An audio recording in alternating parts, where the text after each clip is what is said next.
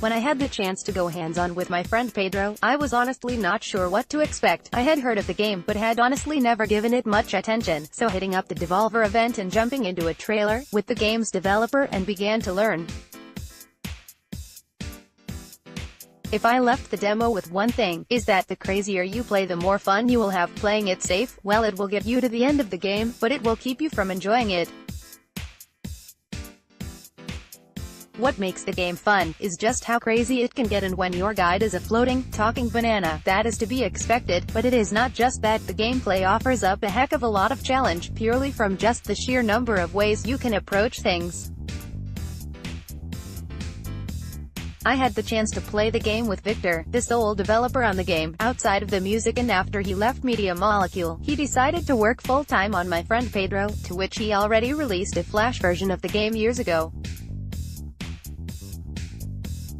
The Flash release, in 2014, gave Victor the confidence to go all in on a full game, thanks to just how many people loved that release, and in 2015, the development went full steam, and in 2016, Devolver Digital got on board, and with that support, the game is now on track for a release in 2019, for PC and Switch.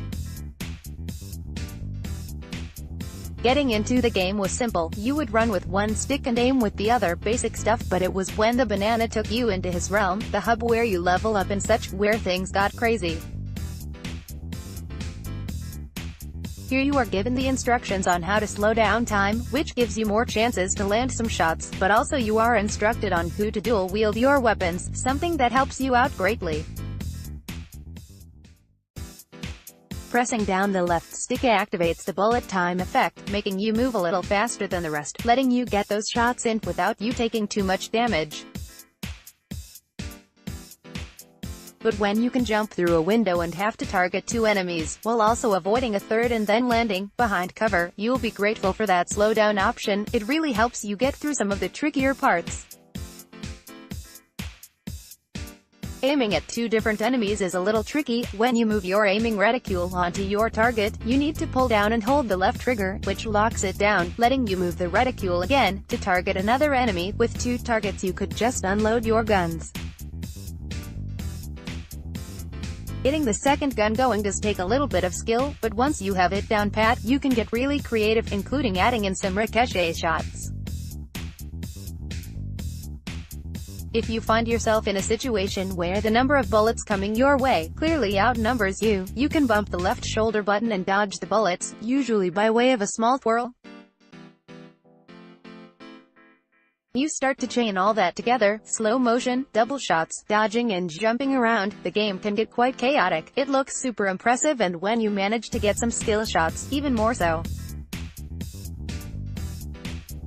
I did make the comment to the developer that if the main character was dressed like Deadpool, it would be the perfect Deadpool game, and he noted that I was not the first to state that. The only real concern I had with the game is that shooting and all that seems to be all it offers. Yes, there are boss fights and some small environmental puzzles to solve, but the vast majority is just running and shooting, and while that might be okay for a short game, My Friend Pedro seems to be going to a solid playtime, and I don't know how that will hold up in the long run.